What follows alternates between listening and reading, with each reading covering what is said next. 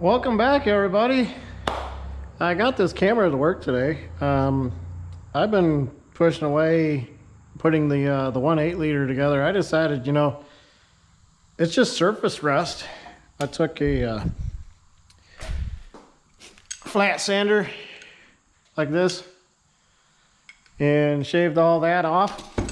Some of you probably have questions. Why is the Subaru in here again?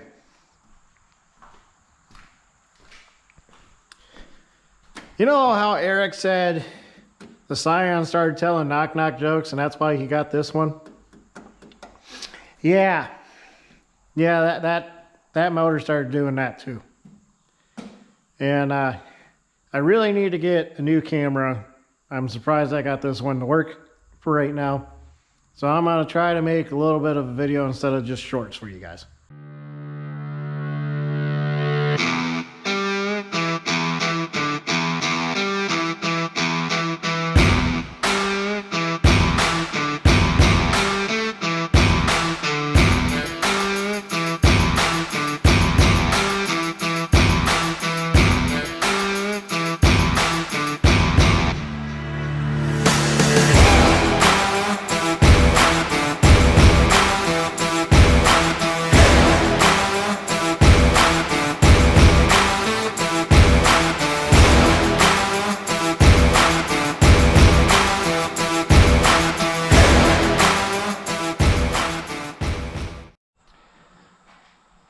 Eric's here.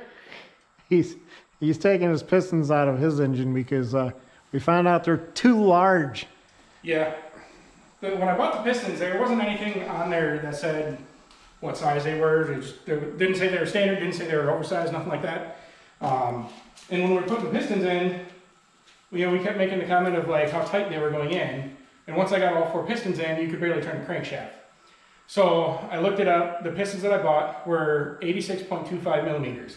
And I looked up the standard bore diameter for this engine, and it's 86.0 millimeters. So the pistons that I got are 0.25 oversized. So now I had to go spend another $750 on pistons that I did make sure were 86.0. So hopefully when those come in, we put that in, everything goes together and moves just fine. So I got the last one going in the BP block. Look at that, first try. Unlike the last 3.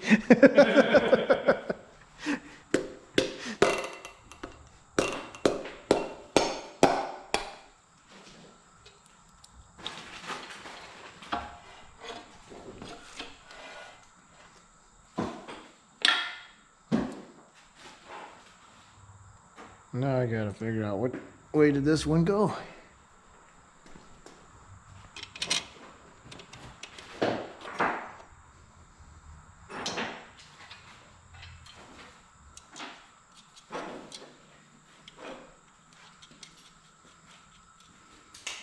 Yeah, and if it wasn't said before, the reason why I'm doing all this to this motor is because this is what I found for the connecting rod on number 4.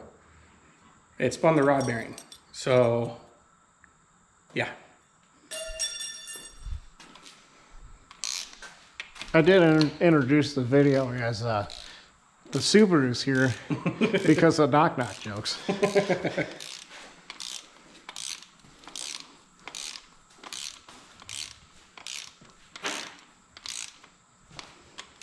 Yeah, realistically, I probably could have gotten away with just doing crankshafts and connecting rods in my car. But I'm the type of person that I took it all apart and I'm like, I'm in the mindset of like, well, while I'm here, I might as well do all this. So that's why I'm getting a new crankshaft, connecting rods, pistons, all that. Boost? Not right now. Though I am building it to the point where if I did want to add boost, I really just have to throw the turbo on it.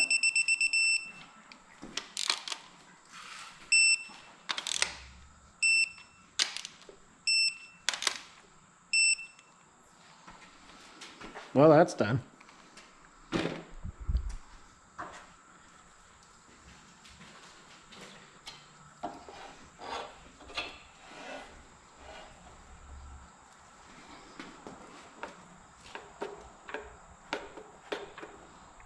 I need a bolt.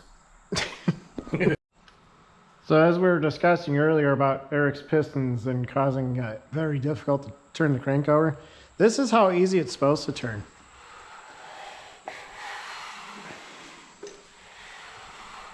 Barely any effort.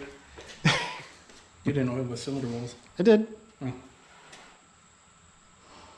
But yeah, this is what it did to my crank bolt. So hopefully it didn't mess up the threads on the crank. Feel that.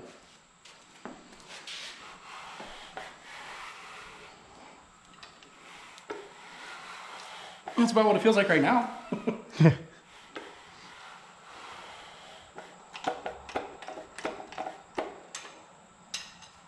Ow! I didn't feel a thing. I'll make you feel something. So what just happened, Matt? My head stud